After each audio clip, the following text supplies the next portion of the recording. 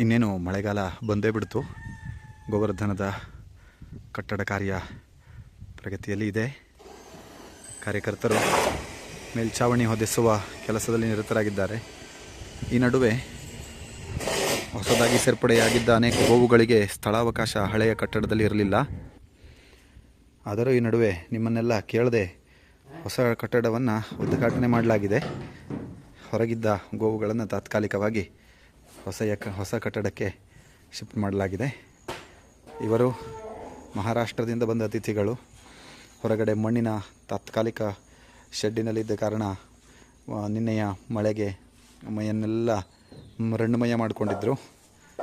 ನಮ್ಮ ಹೊಸ ಗೋಶಾಲೆಗೆ ಆರಕ್ಷಕರು ರಕ್ಷಿಸಿ ತಂದಿರುವ ಮಹಿಷಿ, ಈ ಮಾತೆಯು ಆರಕ್ಷಕ ರಕ್ಷಿತಳೆ.